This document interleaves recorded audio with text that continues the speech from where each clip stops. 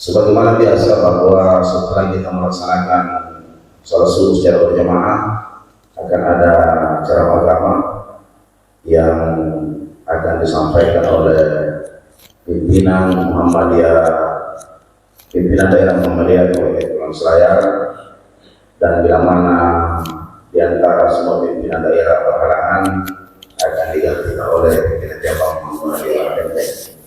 Dan sebagaimana hal sebelumnya yang selalu menyampaikan ceramah agama adalah Ustaz Haji Saifullah Mesa, namun karena beliau saat ini sedang tidak berada di Kabupaten Kepulauan Selayar, ada tugas di luar daerah, dan melalui grup menyampaikan bahwa beliau tidak bisa hadir pada sore ini, namun ada di tengah-tengah kita Ketua Pimpinan Daerah Muhammadiyah Kepulauan Selayar, dalam hal ini Bapak Letandu Sabdullah, yang akan mempersonai kita pada sore ini menyampaikan ceramah agama.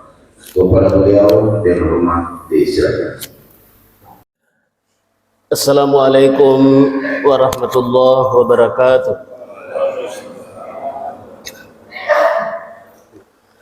Alhamdulillahillazi arsala rasulahu bil huda wa dinil haq liyuzhirahu 'ala ad-dini kulli wa kafa billahi shahida. Asyhadu an la ilaha illallah wahdahu la syarikalah wa asyhadu anna Muhammadan abduhu wa rasuluh. Allahumma salli ala Muhammad wa ala ali Muhammad.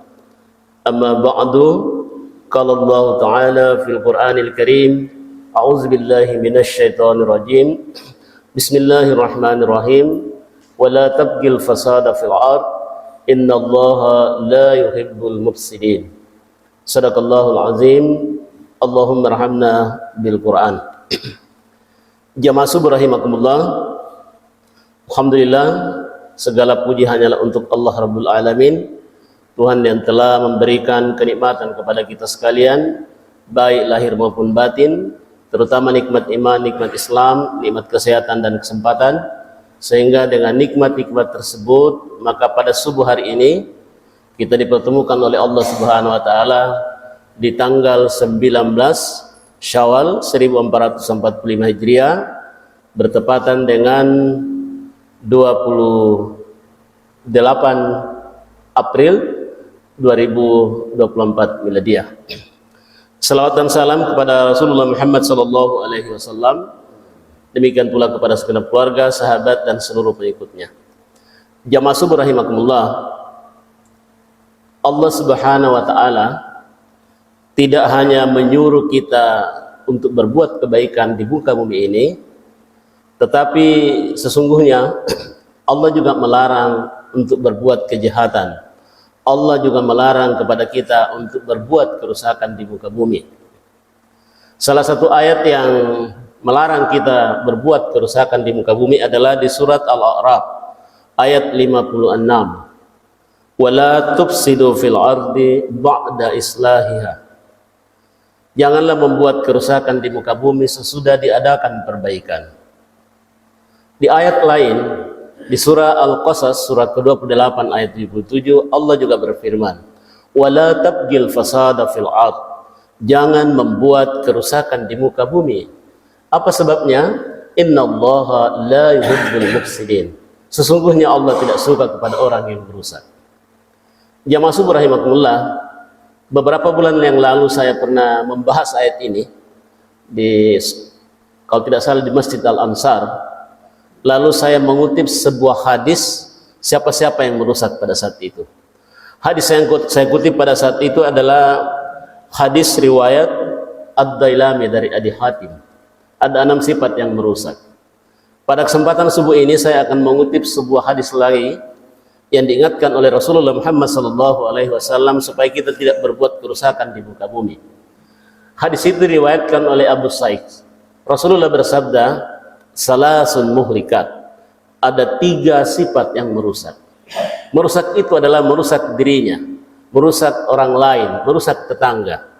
Oleh karena itu ketika kita menafsirkan, menjelaskan surah Al-Qasas dan surat Al-A'raf ayat 56 dan surah Al-Qasas di ujung ayat Al-Qasas, Allah mengingatkan kepada kita sekali lagi, wala tabghil fasada fil ard. Jangan membuat kerusakan di muka bumi. Apa sebabnya? Innallaha la yuhibbul mufsidin. Sesungguhnya Allah tidak suka kepada orang yang merusak. Salah satu yang merusak itu adalah seperti yang saya kemukakan tadi yang diriwayatkan oleh Abu Sa'id. Saya ulangi sekali lagi, salasun muhlikat. Ada 3 sifat yang merusak. Pertama adalah hawa muttaba, hawa nafsu yang tidak terkendali. Allah Subhanahu wa taala memberikan fasilitas kepada kita sehingga kita memiliki namanya hawa nafsu. Dengan hawa nafsu kita makan, dengan hawa nafsu kita minum, dengan hawa nafsu kita berkeluarga, beristri, bersuami. Tetapi yang diingatkan oleh Rasulullah, jangan sampai hawa nafsu itu tidak bisa kita kendalikan. Karena kapan hawa nafsu itu tidak bisa dikendalikan, maka itu akan luar biasa merusaknya. Bahkan ketika pada tataran yang tinggi, boleh jadi kita mengangkat hawa nafsu kita sebagai Tuhan kita. Saya pernah membaca sebuah buku namanya Kuliah Tauhid. Di era tahun 80-an, saya masih kuliah, namanya Ikip Ujung Pandang. Buku itu begitu kecilnya, judulnya adalah Kuliah Tauhid. Dikarang oleh Imaduddin Abdul Rahim, MSc, masih MSc pada saat itu, dosen agama ITB Bandung. Itu buku itu kecil tapi luar biasa bagusnya.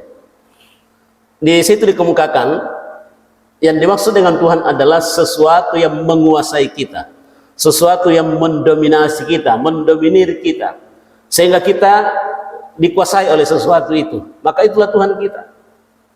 Ketika hawa nafsu yang menguasai kita, maka itulah Tuhan kita. Dan itu tidak salah karena itu didukung dalam surat Al-Furqan dan surat Al-Jasiyah. Ara'aita man ittakhadha ilahahu hawahu, atau afa ara'aita man ittakhadha ilahahu hawahu. Pernahkah kamu melihat orang yang menjadikan hawa nafsunya sebagai Tuhannya? Hati-hati kita, jangan sampai selama ini kita didominasi, kita dipengaruhi oleh hawa nafsu kita. Sehingga ayat itu mengatakan hati-hati, jangan sampai hawa nafsu kamu anggap sebagai Tuhan. Ketika kita berbicara Tuhan, boleh jadi banyak. Ada yang menjadikan hawa nafsunya sebagai Tuhannya, ada yang hartanya menjadi Tuhannya, ada pangkatnya yang menjadi Tuhannya.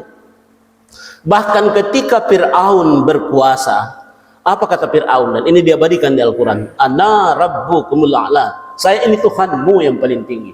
Ma'alimtu lakum min ilahin ghair. Saya tidak menyangka bahwasanya kamu masih mempunyai Tuhan selain aku.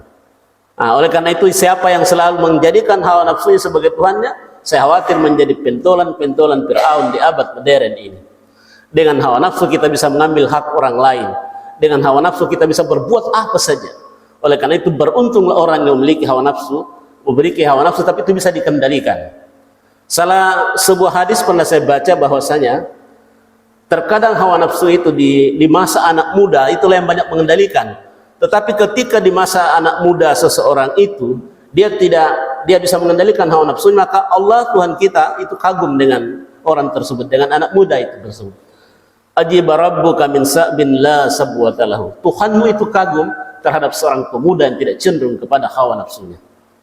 Itu yang pertama yang merusak. Sekali lagi, ini merusak diri sendiri, merusak tetangga, merusak tatanan kehidupan, merusak ukhuwah Islamiyah. Yang kedua yang merusak adalah wasuhun mutal, kikir yang melampaui batas. Kikir itu di berbagai majelis taklim misalnya saya sampaikan bahwasanya ada yang diberikan oleh Allah 3 kelebihan, sementara mungkin yang lainnya kebalikannya. Ketika ada orang memiliki kelebihan, boleh jadi ada orang lain yang memiliki kekurangan. Di mana kelebihan yang diberikan oleh Allah itu ada pada 3 faktor. Pertama adalah ada yang dilebihkan oleh Allah Subhanahu wa taala dari segi harta benda dan kekayaan. Jadi ada yang berlimpah ruah hartanya. Mungkin kita mengatakan waktu saya SD, saya ini ranking 1. Itu sahabat saya itu ada ranking 1, tapi ranking 1 terakhir. Kurangin juri kajian dan aku tak dengan anakku ranking sikurat pula karena ranking 2 terakhir apa? Berarti yang 40 tahu ia ranking selalu belakasa. Tapi dia juga namanya ranking 2 terakhir. Tetapi rezeki itu tidak sama dengan orang yang ranking 1 dengan yang diberikan oleh Allah. Boleh kita lihat itu, ada yang begitu gampang mendapatkan uang, harta, walaupun dengan misalnya dengan sekuat tenaga berusaha. Ada yang setengah mati berusaha, tapi hanya itu yang diberikan oleh Allah Subhanahu wa taala. Dan itu manusia pilihan.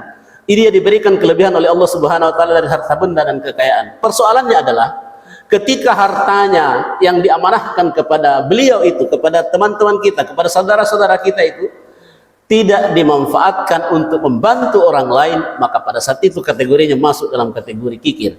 Salah satu ayat yang saya baca tadi dalam surat Al-Ma'arij surat 70, wallazina fi amwalihim haqqun ma'lumun lis-sa'ili wal mahrum. Itu orang-orang yang dalam hartanya tersedia bagian tertentu, apakah orang itu meminta atau tidak meminta. Oleh karena itu bagi orang yang berpunya, itu menjadi kewajiban bagi orang yang tidak berpunya untuk menyampaikan sebagian hartanya, apakah orang miskin itu meminta atau tidak meminta. Yang kedua, ada yang dilebihkan oleh Allah Subhanahu wa taala dari segi kecerdasan, intelijensi yang luar biasa tingginya. Luar biasa cerdik. Tinggi sekali, Pak, cerdas sekali. Tetapi kecerdasannya itu tidak dipergunakan untuk membantu orang yang lemah. Ketika ada orang bertanya tentang suatu ilmu, padahal dia tahu ilmu itu lalu dia tidak menjawab, maka sesungguhnya pada saat itu kategorinya termasuk orang yang kikir. Kikir dari segi kecerdasan, dari segi ilmu, dari segi inteligensi. Dalam sebuah hadis pernah saya baca, siapa yang ditanya tentang suatu ilmu kepada seseorang, padahal orang itu bisa menjawabnya, lalu dia tidak mau memberitahu, maka dia harus bersedia dikekang dengan api neraka. Itu yang kedua. Yang ketiga adalah ada yang dilebihkan oleh Allah Subhanahu wa taala dari segi tenaga dan kekuatan. Luar biasa kuatnya, tenaganya luar biasa.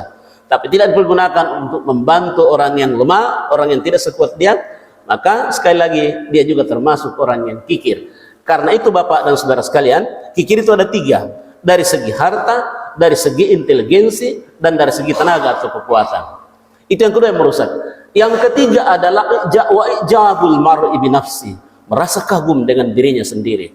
Ini banyak dihinggapi oleh beberapa orang karena selalu mengatakan ada ujub dalam dirinya, selalu merasa kagum dengan dirinya sendiri.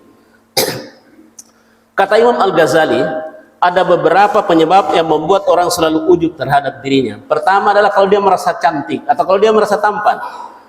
Kalau wajahnya dia rasa bahwasanya begitu gagahnya, begitu tampannya, begitu cantiknya, lalu dia memandang enteng orang yang tidak secantik dia, yang tidak setampan dia, maka itu ada penyakit dalam dirinya, penyakit ujub, ijabul mar'i bi nafsi. Yang kedua kata Imam Al-Ghazali adalah kalau dia merasa kuat, luar biasa kuatnya. Lalu ketika melihat orang yang tidak sekuat dia, dia memandang enteng orang yang lemah itu. Itu juga penyakit menurut Imam Al-Ghazali, penyakit ujub dalam dirinya. Yang ketiga adalah kalau dia merasa pintar. Orang yang merasa pintar, salah satu kelemahannya adalah memandang enteng orang yang tidak sepintar dia. Karena kita banyak guru di sini atau di lingkungan kita banyak guru, hati-hatilah kita ketika berhadapan dengan anak-anak yang tidak pintar. Gelek kule sambaran dari pau, minan dari bapak untuk kau, gelem tolong kongisi reking. Mana pat tambah-tambah gelek kongisi kurang-kurang. Kan biasa begitu. Oh pangkulang ini, jangan. Tersinggung orang seperti itu. Tidak ada yang mau menjadi bodoh. Aduh, marasai. Gimana pak kurang-kurang pat tambah gelek kongisi atau pat tambah jenis pat kali-kali jenis gelek kongisi bagai-bagai. Tekularan jalan aja. Arek mutu biasa tuh buat cerita lah apa kurang ruas si kurang. Gele mari lese, lah kau apa nu biasa nu kandre? Lah kau lo biasa ku kandre. Lah kan apa lo kanu? Nanu sare ruah kau ya kira-kira sekura palaka. Nu jadi ngasihnya Pak. Ampun nu jadi ngasih gitu sare tapi kandre ngasih. Ini tuh gele set kurang-kurang ini lakukan dia. Itu kan namanya kurang cerdas ya. Orang yang pintar itu kelemahannya adalah memandang enteng orang yang tidak sepintar dia. Yang berikut kata Imam Al-Ghazali adalah kalau merasa dia paling banyak menolong. Kalau dia merasa selama ini luar biasa membantu orang lain, maka boleh jadi dia memandang enteng orang lain. Coba gelenak ke kubantu ni ruang kusiana, ainu tidak mengharapkan. Ini mana pemalibaran tidak sekali mu. Allah sama jalan saya membantu. Ini misal saja. Tetangga saya misalnya, nak ke padanggang, tetanggaku padanggang tu tidak mau kudong kurang menunang jauh mudalakna. Jadi kusari memudalak. Sungkai sebulan luar biasa itu berkembangnya, 2 bulan 1 tahun kemudian bahkan modalnya lebih tinggi daripada saya. Saya merasa paling banyak menolong dengan tetangga saja yang lain saya bantu. Tapi ketika dia naik rezekinya saya katakan, sebenarnya jenderal tidak harapan, nupupu semua taibaninan jenderal, tapi aku bantu. Tidak boleh seperti itu. Kalau kita membantu pertolongan kepada orang lain, jangan mengharap lewat dia akan membantu kita. Boleh jadi Allah menggerakkan hati orang lain untuk membantu kita. Oleh karena itu, hati-hati kita kalau kita pernah merasa bahwasanya paling banyak menolong. Kemudian kata Imam Al-Ghazali, kalau merasa banyak pengikutnya, lah kasabar mo ko orang sana, lo aja anggota aku patul Pak Mai. Anggota aku kalau selesaikan ini. Kan ada. Tapi kalau yang baik, niatnya bagus, tapi yang penuh gele baji, anak itulah yang merusak kita. Kemudian yang berikut kata Imam Al-Ghazali adalah, kalau dia merasa kaya. Biasa memang to kalau manjang ini lah pandangin ting itu gelin to kalau manjang. Padahal tidak sekali guna-gunaan atau kalau manjang ini yang penting itu to kasih-kasih. Naila langkakan kyo galonta misalnya. Naila langkakan ke barang-barang ta. Coba saya beda sama turun asih to gasingin to kasih lah aku bantu nyo to kalau manjang ke tampo-tampo bahan. Merasa aik. Imam Al-Ghazali juga mengatakan kalau ada orang yang selalu merasa hanya pendapatnya yang benar, itu juga berbahaya. Diskusi gigi kiminak kulit pantamasaran saya jalan apa? Dia sangat berbahaya itu orang yang pintar, orang yang merasa pintar tapi tidak pintar merasa dia hanya mau dibijaksanai tapi tidak mau membijaksanai orang lain. Oleh karena itu ujub ini Bapak Ibu dan Saudara sekalian, di dalam perang Hunain itu pasukan umat Islam pada saat itu 12.000 orang, sedangkan kafir Quraisy 4.000 orang. Sejarah telah membuktikan bahwasanya perang selama ini dimenangkan umat Islam walaupun dengan jumlah bilangan yang kurang. Tetapi pada saat perang Hunain dia merasa ujub, merasa kagum. Lo pasti di beta ini, sedangkan riolo la kualo yang jumlahna na beta kunni-kunnia jumlah pasukan tersampul ruasakbu la balinta patang sak baja pasti di beta. Apa yang terjadi? Kan ada ujub dalam dirinya. Perang Hunain umat Islam kalah pada saat itu di awalnya. Walaupun di akhir perang Hunain umat Islam menang pada saat itu. Apa sebabnya? Ijabul mar'i bi nafsi, merasa kagum dengan dirinya sendiri. Nasrun minallah fathun qarib. Assalamualaikum warahmatullahi wabarakatuh.